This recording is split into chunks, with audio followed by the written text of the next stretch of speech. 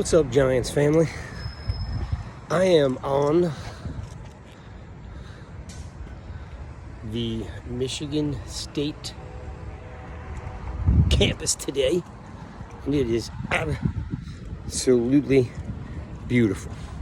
So I figured, hey, I'm walking around, I got some time before 1 o'clock. No, maybe it's 3 o'clock. 3 o'clock field hockey game today. So, I want to talk about what I saw last night. As a broken down, old, washed up football player, I can only tell you what my opinion is. And let's just start with the offense. So the offense does not look like it did last year, right? Potentially, Dable needs to start calling the plays again. Kafka, love him. Takes too long to adjust. Not a lot of explosive opportunities, not a lot of explosive plays. Even the fact that they have Waller now makes Bellinger invisible, which doesn't make any sense. You have to use the weapons that you have, right? So my first thought is by far they are underutilizing what they have. They didn't use Breida last night. I mean, he's not like some washed up old guy. They still could have got Breida catching the ball out of the backfield more. Misdirection, anything that could just catch San Francisco off guard. You heard the linebacker talk about how they thought that on a short week, they might be a little bit tired, and scheming up some Daniel Jones RPOs and runs would have been, probably effective. And of course, they didn't do that either. So the offense just seems off because maybe now there's just too many guys and there's too many balls to go around. I do feel Dable needs to actually call the plays or in conjunction with Kafka. But right now, Kafka seems to take too long to make any real-time adjustments. There's no explosiveness. And guys like Hodgins and guys like Bellinger, who were the huge part of what they did last year, are being underutilized. It also goes to show you how effective Barkley is. Even when he doesn't get the ball, defenses prepare for Saquon Barkley. So they're always worried about him getting the ball, breaking one loose one way or another. So that's a major cog that's not there. And as always, the offensive line still sucks. Okay? It's just a travesty. Years and years and years later of bad drafts or free agent pickups, we don't have any mashers and we don't have any technicians. The only two good linemen we have, Thomas, which is hurt, and JMS is a rookie. The rest of them are just average, and they're not good enough. Now, let's keep things in perspective. San Francisco is one of the best teams in football, so you have to manage your expectations, on what was going to happen. Yes, anyone can beat anyone on any given day, but the offense right now, the way they've been outscored in the first half of 3 football games is a little scary because you're just not seeing it. Where was Hyatt last night? So you have to just kind of, short week, second guess, what these guys are doing. Yes, it's not easy to scheme on 48 hours notice and traveling and all that great stuff. But that's the offense. The defense is just a mess. The defense can't stop anyone.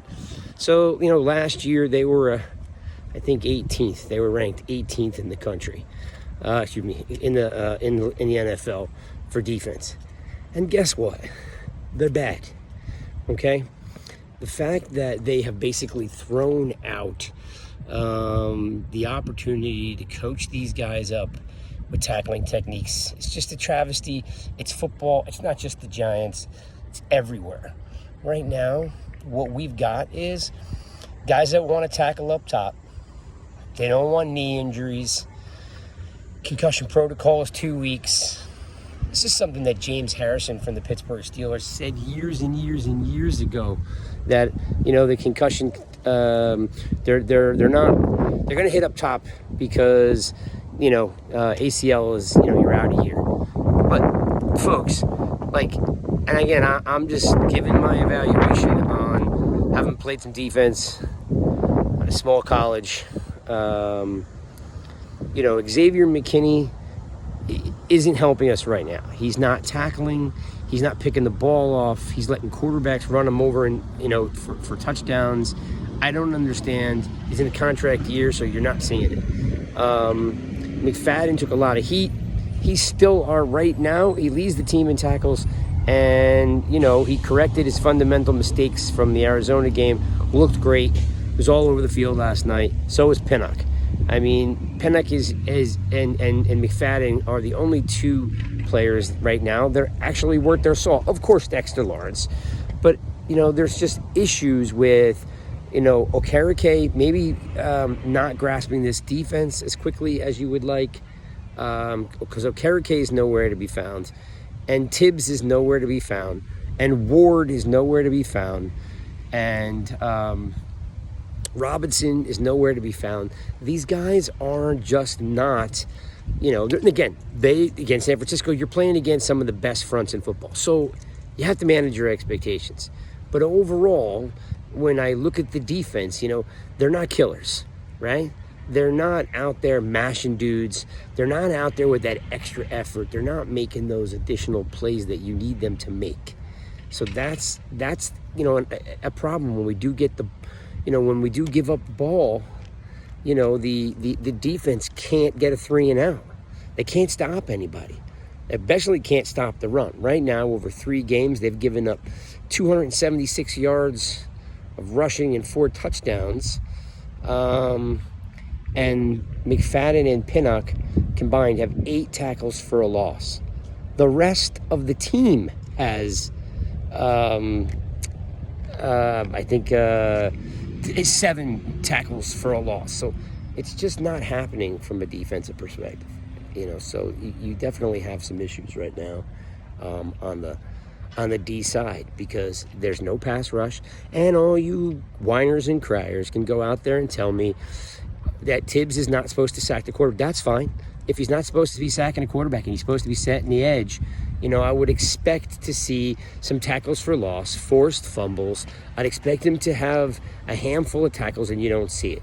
And you definitely, I don't know, this is the worst football I've seen Ward play. So I just don't know where the tenacity is. I don't know, like some people will say, these are Winks defenses, but I don't know. It doesn't look like the same defense as last year. I definitely am starting to think that Julian Love is someone that I would like to have because he's a great open field tackler. However, there's a lot of upside to Belton, and I think putting Belton and Pinnock on the field together. I don't know what's up with McKinney. It's not like they're going to bench him, but it's just not happening right now. Like there's just no downhill players except for Pinnock and McFadden. And Dexter Lawrence last night, I mean, the rules got to be examined.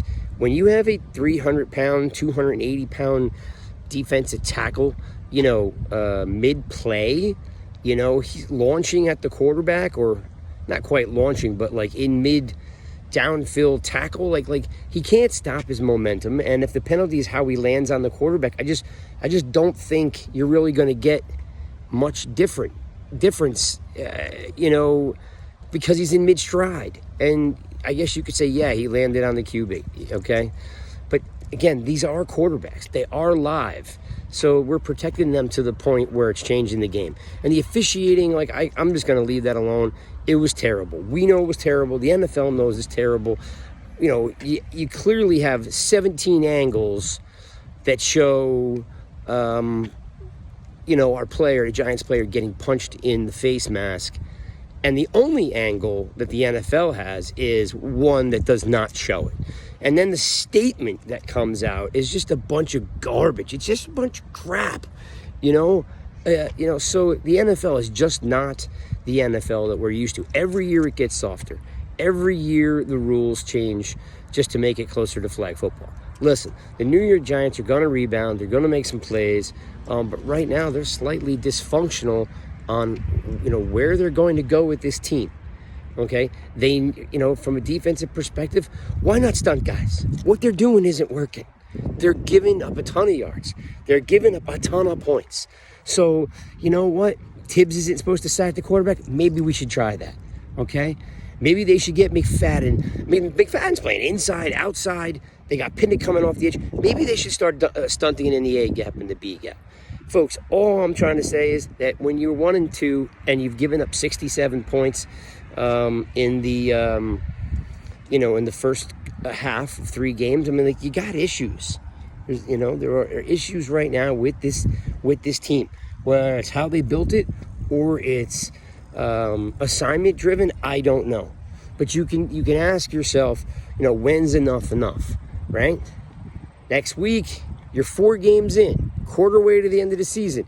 So and it doesn't get any easier. You've gotten, you got Seattle, you've got Philadelphia, you've got the Commanders. You got a lot of stuff going on. So they need to find their identity. I don't know what it is right now, but they need to find their identity.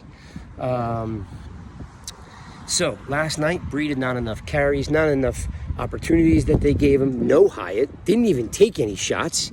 You can see the schematic, no shots at all, no shots down the field. So again, this is just kind of my thoughts in general, is when you're losing, it wouldn't hurt to go downfield. It wouldn't hurt to get Hodgins and Hyatt involved in the game. It wouldn't hurt to bring back Bellinger, who was your stud last year before he got hurt, and then came back and then was a huge influence. Predictable. Let's lose the predictableness or the predictability. Tongue-tied there. And let's try something different. Completely different team from the second half of the Arizona game to this week. Came out stale, came out flat, and you'd say, hey, it's hard on a short week. Everyone's on a short week. San Francisco's on a short week. All right, so look, they move on. We hope to see some better things, but you're not going to win without finishers. You need finishers. So someone's going to have to sack the quarterback. You don't want it to be Tibbs? That's fine. You want to stick up for him? That's fine. That's great. Do what you got to do. But he was brought here to be a playmaker. This playmaker could be interceptions, forced fumbles, fumble recoveries, quarterback hits, pressures, interceptions. What is he doing? It's not worth the number 5 pick in the draft. And then, of course, his counterpart, Neal, also first-round draft pick, isn't twitchy enough. He isn't twitchy enough to recover. He bends way too much at the waist, lunges, he can't recover, and it's an issue. So they've got some things to work out. But at the end of the day, let's be honest with ourselves. Unless these players get either coached up or held accountable, I don't see much of a change. These guys want change. They think that they are professionals. I shouldn't say I think they're professionals. They are professionals. But right now, if this was the Coughlin era and the Parcells era, which it is not, okay, there would be accountability. Right now, Dabo and Shane and Wink, and Kafka need to have some accountability. And I don't know if that's putting guys on the bench. Listen, Paris Campbell catches everything you throw at him, but he's no yards after the catch. Where's the yak? So who has yak? Slayton, get him more involved. Hodgins, get him more involved. You want to whine about the Waller play? He's 6'6". Okay, the guy could jump out of the building. Okay, just misjudged the jump, didn't get up high enough. The ball was high. But as my college coach once taught me, who, by the way, was an ex-Giant, told me, if the ball hits you in the hands, you should catch it. Professional athletes need to catch the ball when it hits them in the hands. All right, I'm out for now. That's me with my rant. Again, give you another view of the beautiful campus of Michigan State University as we kind of cruise around a little bit. And then we got some field hockey today and some field hockey on Sunday. Big Ten football tomorrow. Let's go, baby.